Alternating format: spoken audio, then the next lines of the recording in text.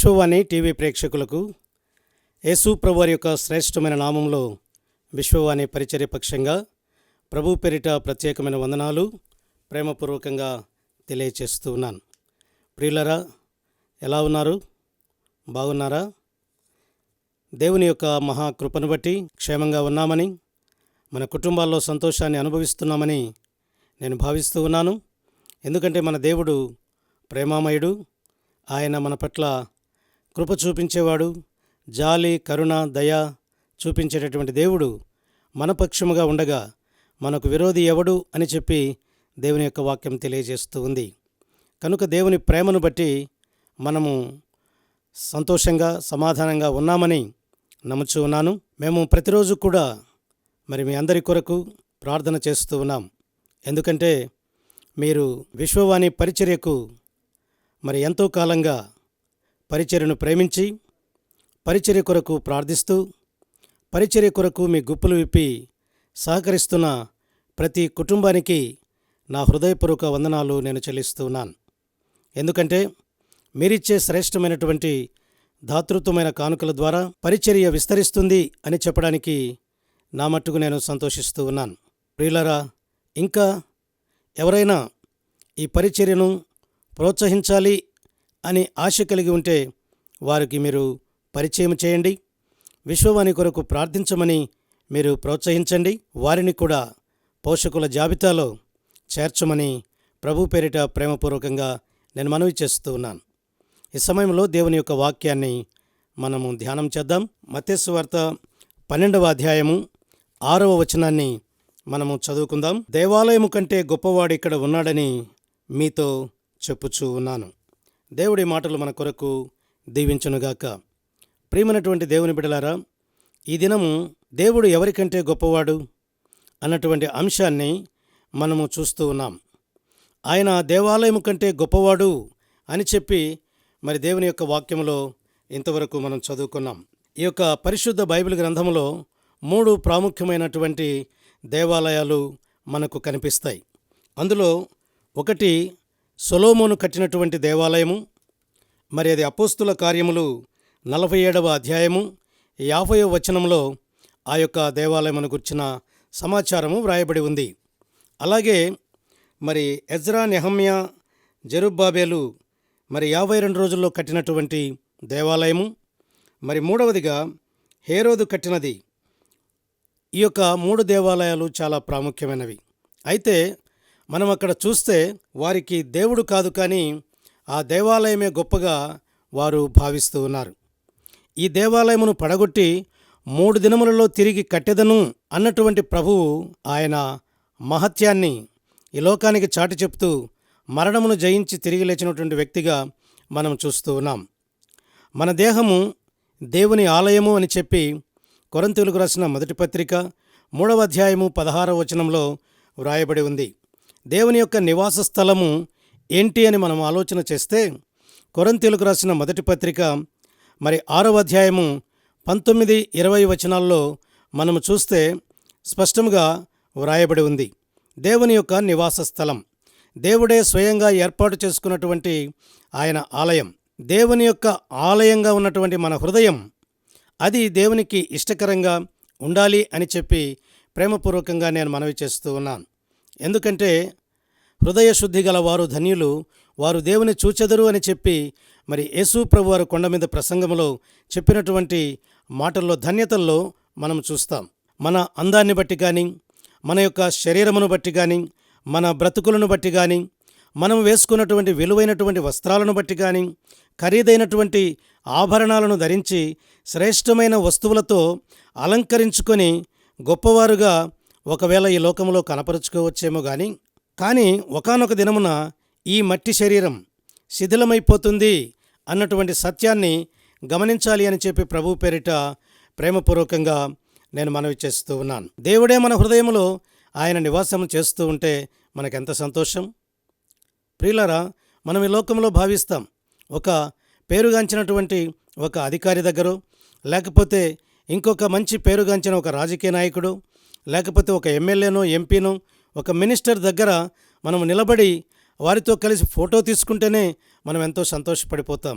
కానీ సృష్టికర్త అయినటువంటి దేవుడు, నిన్ను నన్ను సృష్టించినవాడు, ఈ యొక్క యావత్ సృష్టిని కూడా మాట చేత కలుగజేసినటువంటి ఆ సృష్టికర్తే నీలో నాలో ఆయన నివాసము చేయాలని ఆశపడుతూ ఉన్నాడు. ఆకాశము ఆయన సింహాసనం, భూమి ఆయన పాదపీఠ. అలాంటి గొప్ప దేవుడు మరి ఆయన ఆత్మస్వరూపిగా మరి మన యొక్క హృదయంలో, మన గుండెలో గూడు కట్టుకుని ఆయన నివాసము చేయాలని ఆశపడుతూ ఉన్నాడు. నీ యొక్క ఆశను తృప్తిపరిచేటటువంటి దేవుడు మరి ప్రభు యొక్క ఆశను కూడా మనం తృప్తిపరిచే విధంగా మన హృదయంలో ఆయన్ను ప్రతిష్ఠించుకోవాలి అని చెప్పి ప్రభు పేరిట ప్రేమపూర్వకంగా నేను మనవి చేస్తూ ఉన్నాను. యేసు ప్రభువారు మన హృదయంలో జీవించాలి అంటే మనము పరిశుద్ధంగా జీవించాలి, పవిత్రంగా జీవించాలి, నిందారహితంగా మనం జీవించాలి. అయితే మన హృదయం ఎలా ఉంది? దేవుడు నివసించటానికి యోగ్యమైన రీతిలో ఉందా, లేక దేవుడు నివసించటానికి అయోగ్యముగా ఉందా? ఒకవేళ యోగ్యముగా ఉంటే సంతోషం, కానీ అయోగ్యముగా ఉంటే దానిని యోగ్యపరుచుకునే బాధ్యత మన మీద ఉంది అన్న సత్యాన్ని నేను తెలుసుకోవాలని చెప్పి ప్రభు పేరిట ప్రేమపూర్వకంగా నేను మనవి చేస్తూ ఉన్నాను. కాబట్టి మన హృదయాన్ని పవిత్రపరచుకుందాం, హృదయం శుద్ధి చేసుకుందాం. ఈ లోకంలో చూడండి, ఆత్మశుద్ధి లేని ఆచారమది ఎలా, మరి బాండశుద్ధి లేని పాకమేలని లోకములో ఒక నానుడి ఉంది. హృదయ శుద్ధి కావాలి అని చెప్పి దేవుడు కోరుకుంటూ ఉన్నాడు.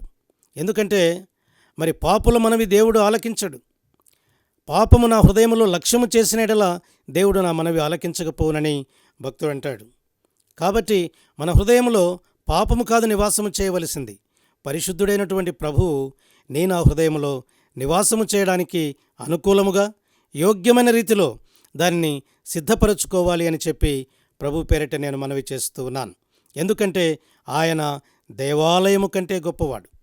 కొంతమంది దారిలో పోతూ ఉండగా చర్చి కనిపించినా, ఇంకొకటి కనిపించినా ఇలా కళ్ళు అద్దుకొని ఇలా చేస్తూ ఉంటారు. కానీ ఆయన దేవాలయము కంటే గొప్పవాడు. ఆయనకు మనము రెస్పెక్ట్ ఇవ్వాలి, ఆయనకు మర్యాద ఇవ్వాలి, ఆయనకు గౌరవం ఇవ్వాలి, ఆయన్ను హెచ్చించాలి, ఆయనను మహిమపరచాలి. దేవుడు చెప్పాడు, నీ హస్తకృత్య ఆలయములలో నేను నివసింపను అని చెప్పి ప్రభువు చెప్పాడు. కాబట్టి కోట్ల రూపాయలు పెట్టి పెద్ద పెద్ద మందిరాలు నిర్మించినా అందులో ప్రభువును ఆరాధించేటటువంటి శుద్ధ హృదయము కలిగినటువంటి వ్యక్తులు లేకపోతే అంత ఆలయము కట్టి కూడా వ్యర్థమే అన్న సత్యాన్ని గమనించాలని చెప్పి నేను ప్రభు పేరిట మనవి చేస్తూ ఉన్నాను. దేవుని యొక్క వాక్యములో మనం చూస్తే మత్తయి సువార్త 12వ అధ్యాయము 41వ వచనంలో మనం చూస్తే ఆయన యోనా కంటే గొప్పవాడు అని చెప్పి వ్రాయబడి ఉంది.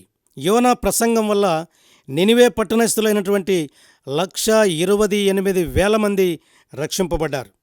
కానీ ఎందుకు యోనా కంటే గొప్పవాడు అంటే యేసు ప్రభు వారి యొక్క బోధకు కొన్ని కోట్ల మంది రక్షించబడుతూనే ఉన్నారు. ఇది మరి కంటిన్యూ ప్రాసెస్, ఇది నిరంతరము కొనసాగే ప్రక్రియ, ఇది ఆగిపోయేది కాదు. కలువరి శిలువలో ఆయన కార్చినటువంటి పవిత్రమైనటువంటి రక్తం, పరిశుద్ధమైనటువంటి రక్తం, నిర్దోషమైనటువంటి రక్తం, పాపులలో చేరక ప్రత్యేకముగా ఉన్నవాని యొక్క రక్తము ద్వారా కడుగబడుతూనే ఉన్నారు, పాపక్షమాపణ పొందుతూనే ఉన్నారు, పరిశుద్ధమైన జీవితాన్ని కలిగి రక్షణ పొంది ప్రభు బిడలుగా జీవించగలుగుతూ ఉన్నారు. ఈ లోకం విడిచిన తరువాత పరలోక రాజ్యానికి వారసులు అయ్యే యోగ్యతను సంపాదించుకుంటూ ఉన్నారు. అలాగే యోనా తిమింగలము కడుపులో 3 దినాలు ఉన్నాడు దేవుని యొక్క ఆజ్ఞ మేరకు. అలాగే యేసు ప్రభువారు పాతాళ గర్భములో ఆయన 3 రోజులు ఉన్నట్లుగా మనం చూస్తూ ఉన్నాం. ఆయన ఆ తిమింగలం కడుపులో నుంచి బయటికి కక్కివేయబడ్డాడు. ప్రభు అయిన యేసుక్రీస్తు వారు మరణమును జయించి ఆయన సజీవుడిగా 3వ దినము లేచినట్లుగా దేవుని యొక్క వాక్యములో మనం చూస్తూ ఉన్నాం. యోనా బోధలో ఆయన వాడినటువంటి పదాలు నాశనాన్ని వాడాడు, శాపం, చచ్చెదరు, పడద్రోయపడతారు అని ఆయన తన యొక్క బోధలో వాడినటువంటి విధంగా మనం చూస్తూ ఉన్నాం. కానీ యేసు ప్రభువారు ఆయన బోధలో వాడినటువంటి పదాలు కఠినంగా లేవు, ప్రేమ యుక్తము కలిగి ఉన్నాయి. రక్షణ, దీవెన, సుఖజీవితం, నిత్యజీవం, పరలోకం, పరలోకరాజ్య వారసులు ఎంత మృదువుగా ఉన్నాయి, ఎంత చక్కగా ఉన్నాయి. ఎవరికైనా ఒక వ్యక్తికి వెళ్ళి నీవు మరి ఇప్పుడే చనిపోతే నీవు నరకానికి వెళ్ళిపోతావు అని చెప్పగలిగినప్పుడు ఆ వ్యక్తి ఎంతగానో బాధపడతాడు. ఎందుకు అంటే అది తనను ఎంతగానో నొప్పిస్తుంది. ఆ మాట తనను ఎంతగానో గాయపరుస్తుంది. యేసు ప్రభువారి యొక్క మాటల్లో మనం చూస్తే ప్రేమతత్వాన్ని కలిగి ఉన్నాడు, కరుణ కలిగి ఉన్నాడు, జాలి కలిగి ఉన్నాడు. కానీ యోనా ప్రసంగంలో అది ప్రేమ ఏమాత్రము లేదు. ఆయన ప్రేమ లేని ప్రవక్తగా మిగిలిపోయినట్లుగా చరిత్ర చెబుతూ ఉంది. కనుక ప్రేమైనటువంటి వారలారా, యోనా ఒక దైవ సేవకుడు మాత్రమే. కానీ యేసు ప్రభువారు ఆయన ఈ లోకానికే యజమానుడు, ఈ సర్వ సృష్టికి సృష్టికర్త. ఎందుకంటే ఆయన మాట చేత సమస్తాన్ని కలుగజేశాడు, శూన్యంలోంచి సమస్త సృష్టిని కలుగజేశాడు. పరిశుద్ధ బైబిల్ గ్రంథంలో మనం చూస్తే ఎంత గొప్పవాడో చూస్తే మత్తయి సువార్త 12వ అధ్యాయము 42వ వచనంలో మనం చూస్తే ఆయన సొలొమోను కంటే గొప్పవాడు అని చెప్పి వ్రాయబడి ఉంది.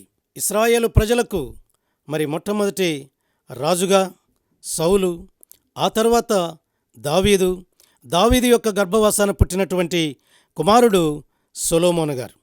ఆ యొక్క సొలొమోను ఇశ్రాయేలు చరిత్రలో సొలొమోనుదే స్వర్ణయుగము అని చరిత్ర చెబుతూ ఉన్నట్లుగా మనము చూస్తూ ఉన్నాం.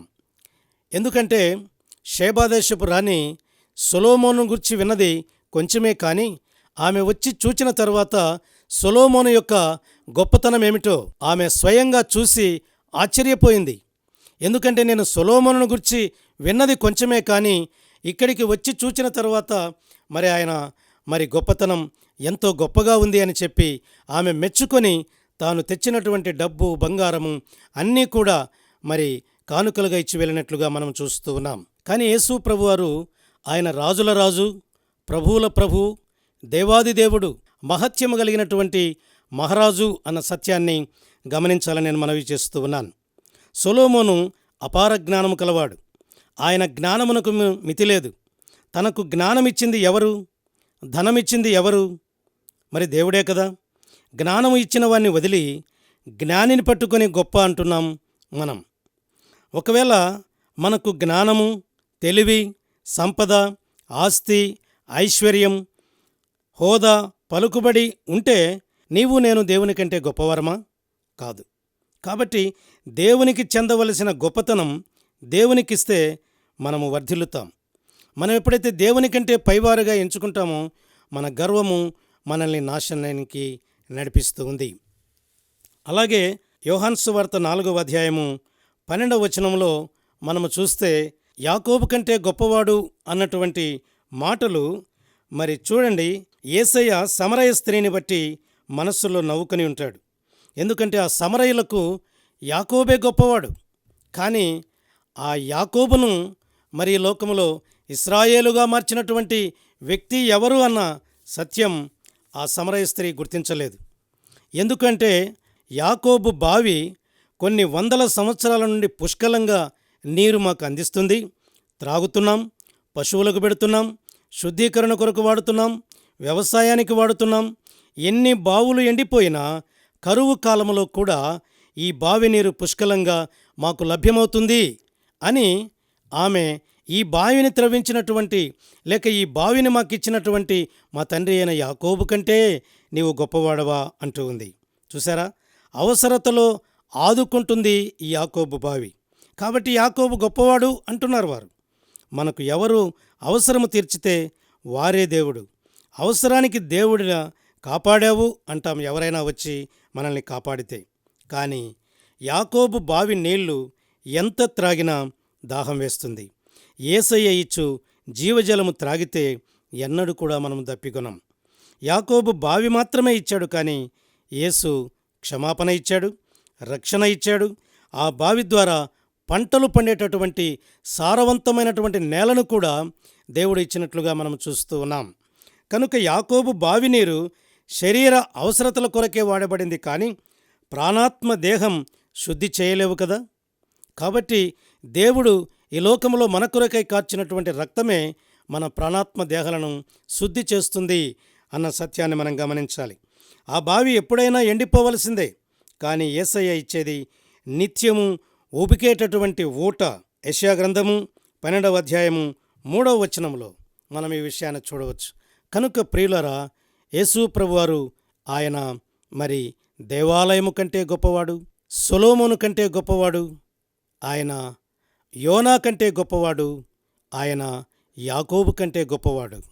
ఇంత గొప్ప దేవుణ్ణి నా జీవితంలో మనం కలిగి ఉన్నాము అంటే అది కేవలం దేవుని యొక్క ఉచితమైన కృప.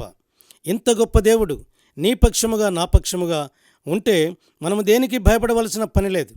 కనుక ఆ గొప్పవాడైన దేవుణ్ణి నీ హృదయమనే ఆలయంలో నీవు కలిగి ఉంటే ఆయన అన్నిటికంటే గొప్పవాడు. నడిపించగలిగిన సమర్థుడు, ఆదరించగలిగిన సమర్థుడు, ఓదార్చగలిగినటువంటి సమర్థుడు, మనల్ని పోషించగలిగినటువంటి సమర్థుడు, మనల్ని కాపాడగలిగినటువంటి సమర్థుడు. ఇశ్రాయేలీయులను కాపాడువాడు కొనుకడు నిద్రపోడు అని చెప్పి దేవుని యొక్క వాక్యము తెలియచేస్తూ ఉంది. కాబట్టి కంటికి రెప్పలాగా నిన్ను నన్ను కాపాడుతున్నాడు అంటే అది దేవుని యొక్క ఉచితమైన కృప అన్న సత్యాన్ని మనం గమనించాలని చెప్పి ప్రభువు పేరిట ప్రేమపూర్వకంగా నేను మనవి చేస్తూ ఉన్నాను. ఇలాంటి గొప్ప దేవుణ్ణి నీ హృదయమనే ఆలయంలో నీవు ప్రతిష్ఠించుకుంటావా? ఆయన నీలో ఉండి నిన్ను నడిపించడానికి సిద్ధంగా ఉన్నాడు. కాబట్టి ఎప్పుడైతే ప్రభువా నా హృదయంలోనికి నీవు రా అని నీ హృదయాన్ని శుద్ధి చేసుకొని నీ హృదయంలోనికి ఆహ్వానిస్తే ఆయన నీ హృదయంలో ఉంటాడు, నిన్ను నడిపిస్తాడు, నీకు తోడై ఉంటాడు, నీకు కావలసిన ప్రతి అవసరత తీరుస్తాడు. ఇంత గొప్ప దేవుణ్ణి నీవు నేను కలిగి ఉన్నాం అని మన మట్టుకు మాత్రమే మనం సంతోషించకుండా ఈ గొప్ప దేవుణ్ణి మరి ఇంకా ఎరుగనటువంటి ప్రజలు ఎంతోమంది ఉన్నారు. యేసయ్య నామం ఎరుగనటువంటి ప్రజలున్నారు, అనాగరిక ప్రజలున్నారు. అనేకమైనటువంటి అటవీ ప్రాంతాలలో మరి లోయల్లో కొండల్లో ఉన్నటువంటి గిరిజనులు, అలాంటి ప్రజలకు యేసు ప్రభువారు ఎవరో తెలియదు. ఈ గొప్ప దేవుణ్ణి మనం పరిచయం చేయాలి అంటే మనము వెళ్ళాలి, లేదా వెళ్ళేవారిని పంపించాలి. విశ్వవాణి పరిచర్య మరి భారతదేశంలో 2030 నాటికి 1,00,000 గ్రామాలను ప్రభు కొరకై సంపాదించాలి అన్నటువంటి దృక్పథంతో ఈ పరిచర్య ముందుకు వెళుతూ ఉంది. ఈ పరిచర్య కొరకు అనేక మంది, లక్షలాది మంది ప్రార్థిస్తూ ఉన్నారు. లక్షలాది మంది గుప్పులు విప్పి పరిచర్య కొరకై చేయూతనిస్తూ ఉన్నారు. ఈ యొక్క చేయూతనివ్వడం బట్టే మరి అనేకమైన మారుమూల ప్రాంతాలలో పరిచర్యను విస్తరించడానికి ఉపయోగపడింది అని చెప్పి ప్రభు పేరిట నేను మనవి చేస్తూ ఉన్నాను. దేవుడి మాటలు మన కొరకు దీవించునుగాక. ప్రార్థన చేసుకుందాం. ప్రేమ స్వరూపైన మా ప్రియ పరలోకపు తండ్రి, మీ ప్రశస్తమైన శ్రేష్టమైన నామాన్ని బట్టి మా హృదయపూర్వక వందనాలు, స్తోత్రాలు చెల్లిస్తున్నాం. నాయన, నీవెంత గొప్ప దేవుడవో మాకు వివరించి చెప్పిన విధానం కొరకే స్తోత్రాలు. ఆ గొప్ప దేవుడవైన నీవు నాయన మా హృదయాల్లో నివాసము చేసి మమ్మల్ని నడిపించి మీరు మహిమ పొందమని మా ప్రభువైన యేసుక్రీస్తు వారి ద్వారా అడిగి వేడుకుంటున్నాము తండ్రి. ఆమేన్. ఇప్పుడు మన పరమ తండ్రి అయిన దేవుని ప్రేమయు, ప్రభువైన యేసుక్రీస్తు వారి యొక్క కృపయు, పరిశుద్ధాత్మ దేవుని యొక్క అన్యోన్య సహవాసము, సన్నిధి సహాయము మనకు సర్వ పరిశుద్ధులకు సర్వదా సదాకాలము తోడయుండి నడిపించునుగాక. ఆమేన్.